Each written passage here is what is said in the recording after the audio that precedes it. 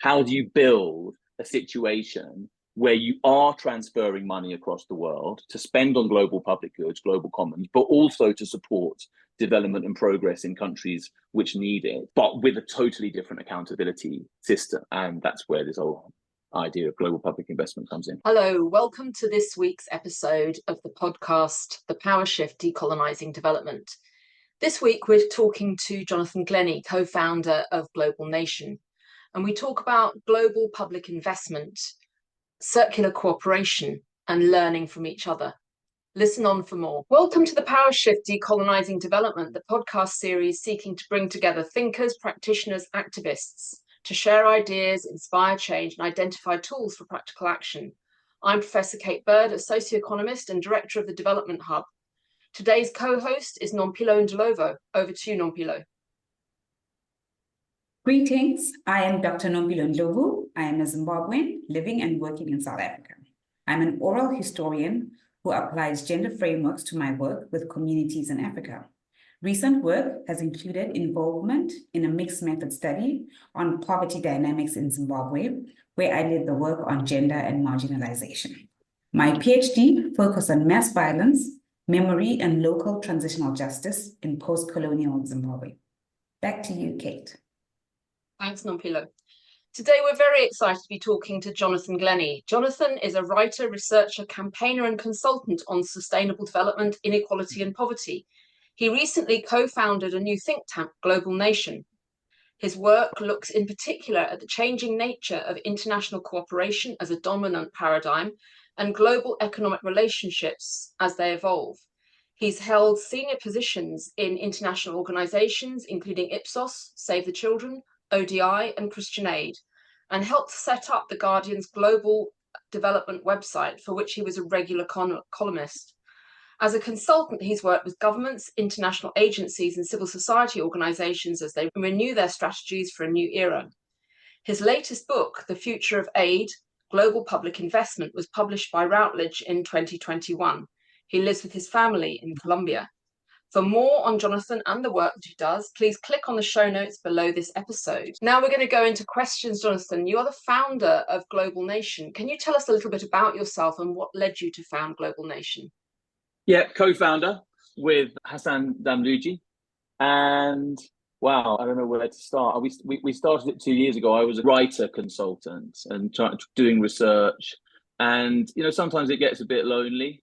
And I was talking to Hassan. He was really interested in the work I was doing on global public investment, which we might talk about later. He was at the Gates Foundation at the time. He's really a strategy consultant. And he wanted to find a way to develop his writing and kind of be more of a thinker. So we got together and we thought our perspectives were very similar, but our kind of skills were quite different and our experiences were quite different. So we thought it'd be interesting putting them together. And the phrase global nation actually comes from a brilliant book that Hassan wrote called The Responsible Globalist. And I've been looking for some time for a story or a narrative or a way of framing my thinking about internationalism and global cooperation. And this book was a really good way of doing it. And he came up with this phrase, global nation, which is basically to say there are lessons from the last 200 years of the building of nation states. Most nation states have been built in the last 200 years, even the last 100, all in very different ways. And they're all processes under construction, some more successfully than others. And there are lessons for what we're trying to do as humanity at the global level from those nation states themselves. It's not a perfect analogy, of course it isn't, but there are really important things we can learn. And I think the concept of thinking of our world as one nation and then what we need to achieve stability, progress, and basically happiness comes from that. So that's the overall framing. And at Global Nation, we do strategic consultancy with major kind of international cooperation organizations. We do a lot of think tanking, new ideas. We do a lot of kind of coordinating and networking, and we're building out our comms work as well, because we don't want to be those people that write reports and they never get read. So we're kind of working on that as well. We published a report last year called the Global Solidarity Report, where we try to measure the state of global solidarity, which we argue is absolutely crucial for global cooperation and global progress. and we're going to do that on an annual basis. So that's our kind of major annual outing. But yeah, the work we do is on health, climate, finance. Thank you. Yeah, I had a look at that report that you've just mentioned, and I thought it was very clever. You know, the ideas in it that it was bringing together were really nice, and the graphics were very appealing too. And I do like a good graphic. I'm pleased. I'll get you one of those kind of a paper version. Hassan insisted that he wanted it to last a year with people putting their coffee cups on it. That was his kind of description of the quality. And so we've probably got a few left over. I'll send you one if you liked it. Oh yeah, no, I do like something to put my coffee cup on. That's always very important. But I like the feeling of a paper product, and you know, very rarely get to have one of those in my hands these days. So talking about paper products, you're also the author of 2 books on global cooperation, The Trouble with Aid and The Future of Aid. Can you tell our audience a little bit more about those books, the headline arguments that you present in each book, and the impact that you were hoping to have with them? Yeah, I mean, they're both about power. Fundamentally, I think everything I've ever written really is about power. And The Trouble with Aid was published in 2008. And I've been working a lot in Christian aid. And we were coming out of this thing called the Make Poverty History campaign, which was 2005, the Gleneagles G7. It was one of the last major kind of people out on the streets campaigning for development campaigns.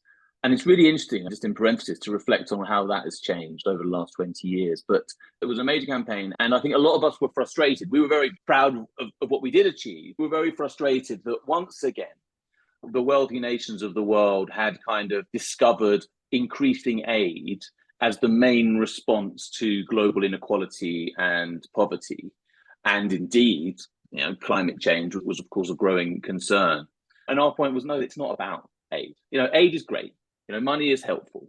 But the fundamentals here are so much more profound than that. This is perfectly obvious to everyone. It's not like I'm saying anything that your listeners won't have heard before. But nevertheless, the politics of wealthy nations was still, let's solve this problem by putting money on the table. And the book, The Trouble with Aid, which was actually the subtitle of that was Why Less Could Mean More for Africa. So it was focused on Africa, and it was arguing that not only was aid totally insufficient as a response to the current global problems, but actually it could sometimes do more harm than good. And one had to have a balanced analysis of the pros and cons of these transfers. In fact, the original title that I had suggested was something like, it sounds incredibly negative, like The Trouble with Aid. What I suggested was aid making it better, or something like that. And the publisher just went, you do want people to read this book, don't you? I mean, that sounds boring. So they forced me to kind of have a slightly more provocative title. So the argument basically said, look, what African countries need to do, rather than the general narrative, which was kind of push for more money, more aid, was actually to set out a timeline over the next 10, 15 years to reduce aid. And that would be a demonstration of progress, because aid has negative consequences. Why? Because of power. So the whole aid system is, especially since the 80s, is built, especially from the World Bank and IMF at the time. The money is not to build projects, it's to transform economies. The money was used, and that's where conditionality comes in, the famous structural adjustment and those kind of reforms. Relatively small amounts of money were used to transform whole economies, according to what we now argue was a very limited understanding of the economy, which we kind of know as neoliberalism. And so aid was used to influence that. And so that's basically what The Trouble with Aid was saying. I think the final line or the final paragraph was something like, next time wealthy leaders come out of a G7 summit and say, here's some more money, send them back in to come out with policies that actually affect the lives of Africans and the economies and policies of African nations. That was the first book. So you're talking there about power, but power in what way? Because power is quite a dynamic thing, and we've got power over, power with, power to, and power within. So are you talking, and those are the various dimensions that we think about power as having. So are you talking there about power over, that the donor governments then have power over, in this case, African governments? Or are you talking about power between African governments and their people in terms of accountability lines? Because one of the dangers of aid is accountability runs in the wrong direction. That recipient governments, in this case governments in Africa, are reporting to their donors. and they're reporting in that direction, perhaps more energetically than providing accountability mechanisms to their own citizens and their own taxpayers. And that's one of the arguments about aid, is that that relationship breaks down the relationship between a government and their citizens if money is coming externally and accountability is running in the wrong direction. Is that what you're talking about here? Yeah, I hadn't heard the kind of four powers breakdown. I have to reflect on that. But both the things you said, I think, is what the book was saying. So the opening framing is kind of the 50s and 60s was a time of liberation. And the 60s and 70s was a time when African countries were exactly that. They were trying to build states that were both effective and accountable, with differing success rates. Of course, I mean, this is history. It's difficult anywhere in the world you go, especially coming out of the experience that most of those African states have had and the kind of random lines on the map and all that kind of thing.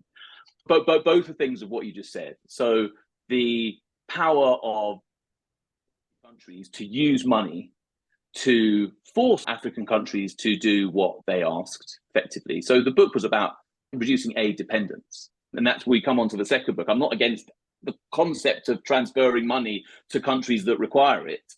Some of these countries were receiving 60 or 70 or more % of their government spending from external, and that is an immense power.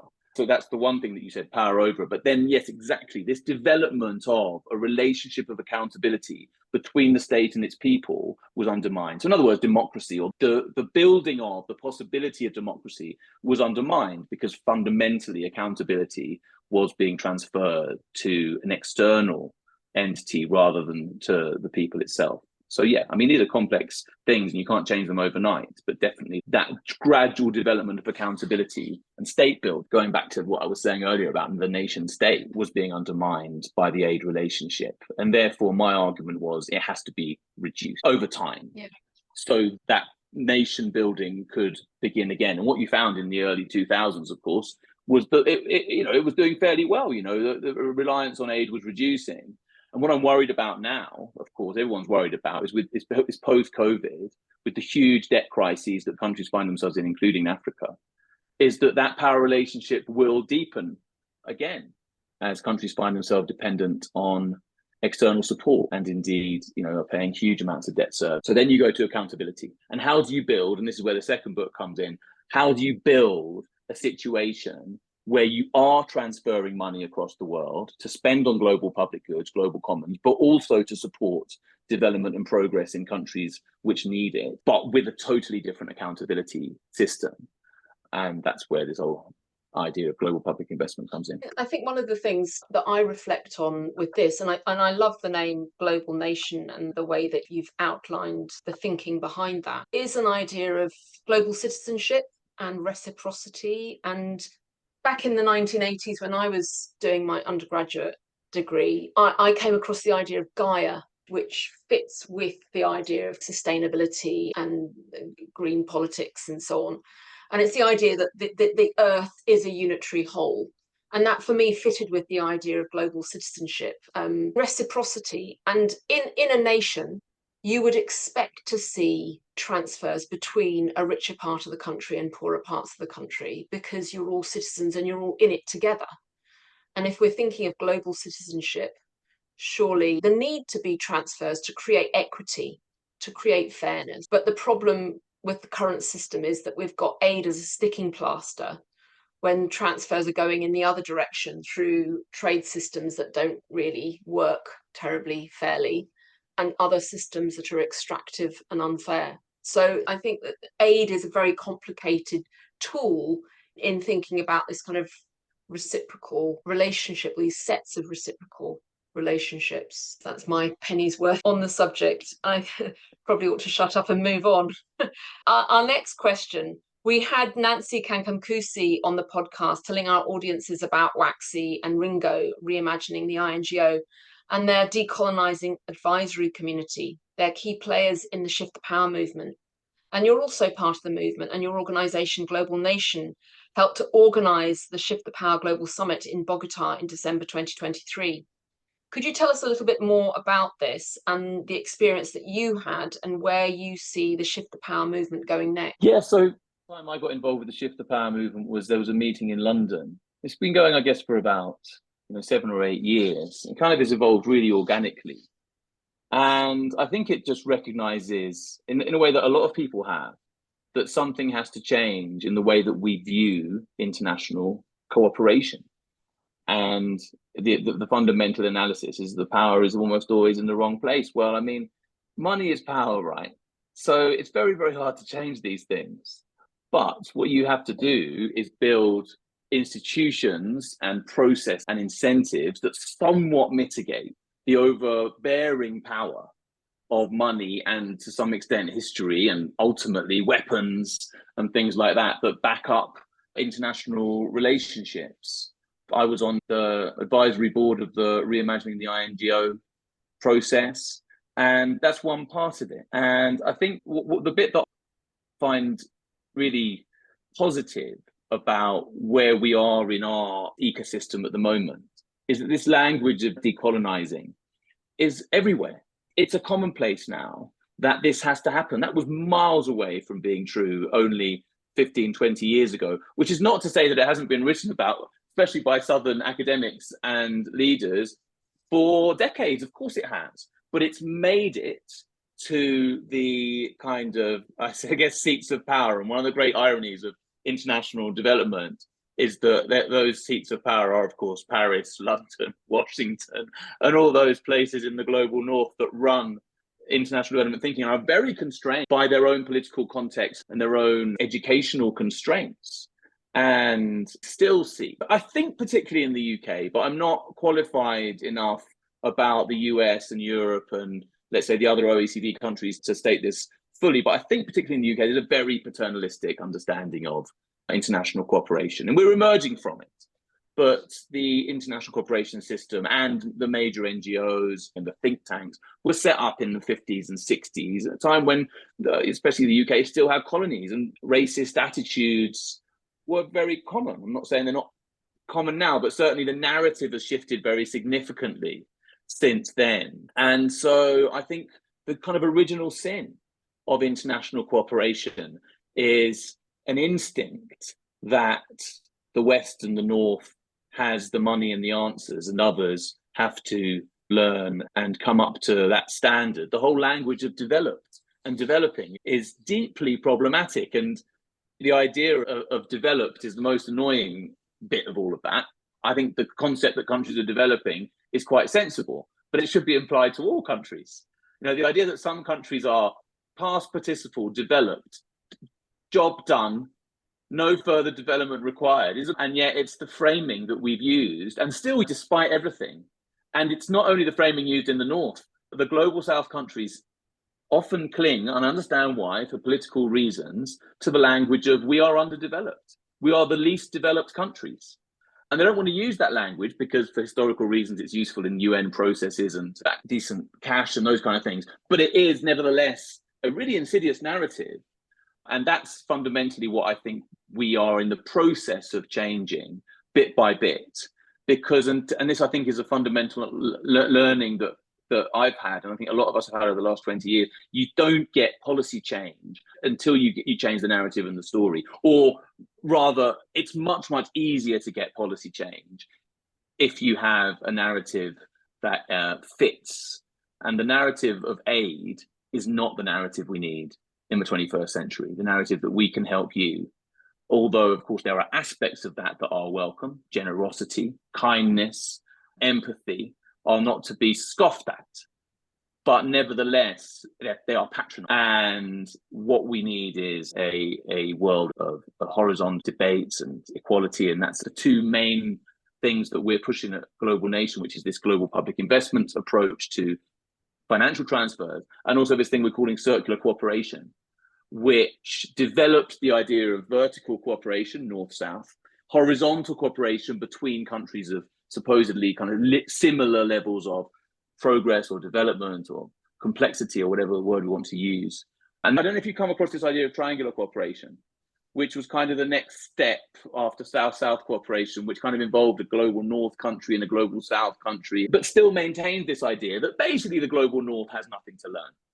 That's the fundamental belief in the international cooperation system. So we developed the circular cooperation, which basically says if you're engaged in a cooperation relationship, then all countries engaged in that, or all entities, should be learning. And then just to take it back to your question about the INGO, I first started to realize that when I started work in Colombia for Christian Aid. And a friend of mine came to visit me in Colombia who was not part of the kind of aid ecosystem, worked in something else. And he just said, you guys come along to Colombia and you come and help the Colombians, but you know that you're learning a lot here. Organization isn't learning anything. And that's an experience that every traveler has. You go to other parts of the world and you're learning, you're growing, you're seeing different ways of doing things, different ways to solve problems, different ways of being a human and a society. And we do that as individuals. But when it comes to the institutions of cooperation, we've set them up top down, north, south. There's nothing to learn from the south. And I'm exaggerating slightly because, of course, there are plenty of experiences where that is the case. But fundamentally, the institutions don't respond to the idea that there's plenty to learn, all countries, one from another. And so I think the future of cooperation is circular. And by the way, just in parenthesis, it's not just a north-south thing. I live in the continent of Latin America, and without naming and shaming countries, there are some countries that wouldn't really consider other countries as developed as them and don't consider that they can learn much from them. And even within countries, and we were talking a bit earlier about the situation in Zimbabwe, you could say the same thing about Colombia. There is arrogance, especially within cities and especially within certain parts of the country, whereby you don't think you can learn from other experiences. And so this whole idea of circularity, really trying to institutionalize the insights that all communities and all countries need to be learning from each other, not only because it's the dignified way to be a human, but also because that's actually how we're going to solve the complex challenges we face in the 21st century as a globe. Thank you. What I got from that is the importance of listening and openness and mutual learning and learning from each other what it means to be human, because I think so often that is part of the equation that's missed out in this hierarchy sector that we work in, where the global north or minority world positions itself to be developed and laden with expertise, and often incapable of listening and pausing and reflecting and seeing what can be learned from a situation. So thank you for that. I'm going to pass over now to Nompilo to ask the next questions. Okay, thank you, Kate. And before I get there, I really want to say, Jonathan, it's quite intriguing how we're starting to really get synergies in just the ways development is happening. You and Nancy both used the same type of phrasing when you said work on reimagining the INGO has been an organic growth. And also mentioned, I didn't realize it was 7 to 8 years of learning and relearning, but the use of the organically actually shows that across key players, there can be an idea or an action or a practicality to do something, and it can happen. It's just that it takes time. So it's interesting to see you confirming and using words that are in concert with those from Nancy of Waxy. Anyways, as I move to the next question, I'm often interested about languaging, framing, discourse, and there's a whole idea of development as freedom from Amartya Sen. We've also had in our podcast somebody who's spoken of development as healing, development as decolonization. You are promoting the centrality of dignity and say that development is dignity or it is nothing. So amongst all these ideas around what development can be, should be, could you tell us what you mean by development is dignity and why you think that dignity is so important? Yeah, so I don't want to set it up as a competition with other framings. I think all those framings are really interesting. I hadn't heard the healing one, which will make me think. And obviously Amartya Sen's framing was just huge in the way that it affected, I think, the way a lot of us have thought over the last decades. But so I can't remember exactly when I started reading about dignity, but it struck me that it was a word that we use a lot. And I always say it's always in every single opening paragraph of any UN statement. And yet it's not a word we delve into. And I found that when we started to delve into what that word means, it's actually quite transformational. And interestingly that you mentioned listening, there's a great book that I always refer to. Actually was written by some USAID consultants. I forget their names awfully right now, but I know the name of the book, so you can definitely look it up. It's called Time to Listen. And they went round, it's exactly the kind of research you'd love, I think. They went round and talked to loads of communities around the world in many different contexts, all from Bosnia or Ghana, Bolivia, every different context you can imagine that had been, quote, aid recipients or beneficiaries of aid projects. And the message that they received was really, really similar. And it was kind of thank for caring and thanks for wanting to work with us to build projects. We don't want to kind of be ungrateful, but our experience has been one of lack of dignity. And so the material impacts are welcomed often. I mean, sometimes, it's failed. I'm not saying that all aid projects work, but when they work in terms of material impacts. But very often, the experience of people on the receiving end is one of lack of dignity because there's no listening, because there's no ownership. And we know this from so much research. This is, again, nothing I'm saying here is new to anyone. And yet, it's still a bit like kind of the insights of the kind of circularity that I was saying. They're not groundbreaking, but they're not institutionalized in the way we work. And I would say the same thing about this kind of listening and dignity. We kind of all know this. And yet, if you look at the aid projects that are still going on in 2024, how many of them measure the process in profundity? And how many of them measure the levels of dignity that people experience? And my instinct is that very few still. So that's why we thought that kind of trying to focus on this area was so important, because, I do think development without dignity is, I say nothing, I guess that's provocative, but, poverty isn't the end of the world. I know this is a strange and terrible thing to say, but it's not. You can go to millions of communities which are living in poverty, have lived in poverty for centuries. I mean, poverty has been the kind of natural state of most humans for most of our existence. It doesn't mean a lack of dignity at all, and we know that as well. There's great lack of dignity in rich countries, and there's great dignity in poor communities. So this concept of dignity, I found really challenging. And then, I'll give you one other example. And I don't know the exact answer, but in conflict situations or in situations of great corruption, there's this idea. I think dignity is used wrongly when it's implied that it's, again, something that can be given to people. If we work with your community might end up more dignified. That's nonsense, because actually the lack of dignity is very often on the side of the oppressor. So there's a great story I heard once from a survivor of a massacre in Colombia. Tragically, over the last 20 years, there have been displacements and massacres. And she said, there was a young man pointing a gun at me. And I looked at him and I felt pity for him. And in that context, and she survived. And this was a paramilitary organization, and the young people had been brainwashed and forced into doing terrible things or persuaded of the importance. And the point is, the dignity there was with the oppressed person. And so I just find that this word dignity, and I know I'm probably beginning to border onto the kind of spiritual, but there's something about the concept of human dignity that does what I think we need to do, which is turns the table. The rich are undignified and the poor are dignified in many situations. It's undignified to continue in a world of such great inequality. So for me, it's a kind of an equalizing thing as well. And it positions, again, that the traditional concept of development positions the problem as poverty. And therefore, the location of poverty is in the global south, and the solutions are from those people who are maybe not poor. But when the problem is lack of dignity, then again, we are all involved in responding to that collective problem. And, Martin Luther King used to write about this as well. And I think that's a really profound and transformational framing of this. But just talking, I feel like I'm rambling, and it feels to me like I need to spend more time working on this and kind of rebuilding it into a coherent framing. I don't think you're rambling. I think you're passionate, and that's perfectly fine. I do also like that you were quite clear to say, do you know what? Dignity and development doesn't have to be pitted with other things.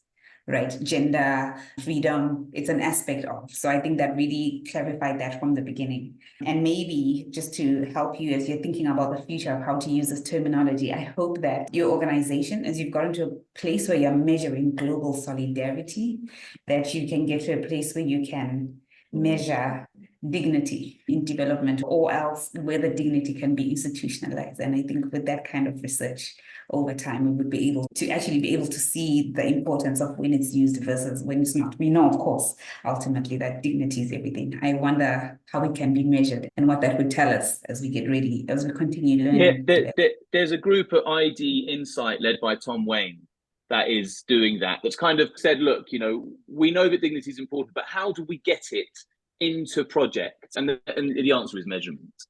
That's how we force it into people's heads. If there's one impact measurement, which is, and it's difficult to do, but maybe it's just a question of, have you felt dignified by this process? Not only, by the way, in terms of quotes, recipients or beneficiaries, but actually the practitioners of the project. Whenever you're doing the amount of work we've probably all done in research projects or in quotes development project, where you're kind of questioning how dignified it is exactly the way that you're doing the work or the pressures and incentives that you're under. So actually asking that question of everyone involved in a project, has this been a dignity promoting experience? The answer is going to be pretty hard to measure. I mean, it's a qualitative analysis par excellence, but will produce real insights and real challenges to the basically Bean County approach that has been dominant over the last 20 years. How many needles have you managed to stick in kids' arms? It's not unimportant. Clearly incredibly important. It's a matter of life and death, but it's not the only way that we should judge how successful a project has been. Okay, let's move to our last question. Thank you for sharing your ideas with us today. To finish up, can you identify a practical first step that our listeners and viewers can take to support decolonization and shifting power, whether they are members of the engaged general public or work in the development sector? So I saw this question. I've been thinking about it. It's a really hard question to answer because everyone's so different and everyone's doing different things and contributing in different ways and at different stages. But I get, mate, is this a cop-out? But I thought, basically it's educate yourself or make the effort to educate yourself. I certainly got involved in this work. When I think about my trajectory and when one understands, I guess now, how profoundly colonial the whole thing is, that wasn't always the case in my life.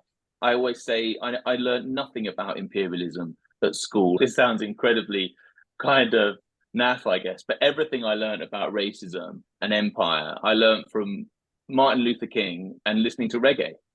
And that was in my youth.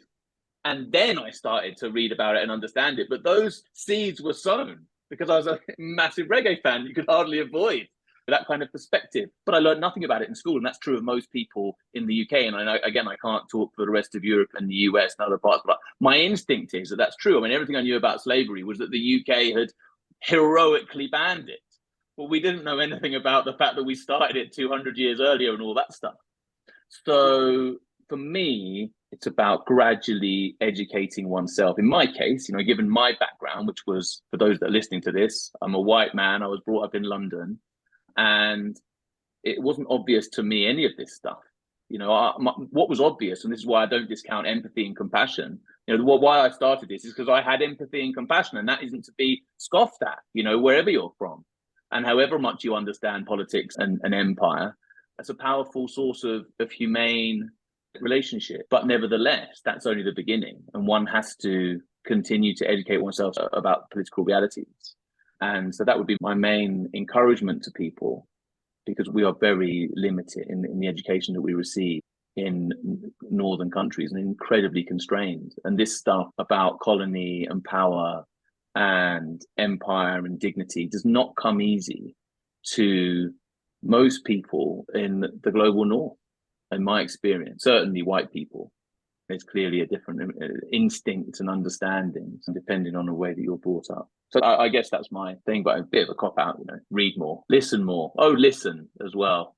I became a better writer when I started to listen. That's what I always say. And that's what you were saying earlier as well. It's just a question of understanding and listening and shutting up. I had to learn that. All right. Very interesting insights. Thank you, Jonathan. On my end, I actually have also been challenged similarly in what practical steps I should be taking in my own journey. And like you, seeking knowledge over and above education, sharing ideas, or what we call our Skillshare program, personal transformation, has actually become a practical first step for me. So it's just interesting to see how for most people, just thinking about the ideas is always a good place to start. There's nothing more from my end. Kate, I want to hand over to you. Thank you, Nompilo, and thank you, Jonathan. I think it's been a great conversation and I've enjoyed it very thoroughly, and I found it very thought-provoking, actually. And I look forward to talking to you again, Jonathan, about taking these ideas forwards and this idea of dignity. And for me, it's got a big link with power, because you can't feel that you have dignity if you're simultaneously feeling So I think that relationship is a really interesting one to explore. And power in terms of power within, so the power that I have within, but also the power that I have too, my agency. And I think that's one of the tricky things when we're looking at donor-funded projects and development, and how those can be decolonized in terms of the way that they're managed, the way they're funded, the way they're implemented. And one of the things the Development Hub is seeking to do is to take this beyond conversation into some practical case studies and practical how-tos. And that's going to be our next step. So watch this space. But thank you very much, Jonathan, for your thought-provoking inputs in our conversation. Well, thanks for inviting me. I hope you found this podcast episode interesting and inspiring. I'd like to invite you to subscribe by hitting the subscribe button below, and go through to our website and sign up to receive our carefully curated practical resources on decolonising and anti-racist action. Hope to see you again soon. Bye for now.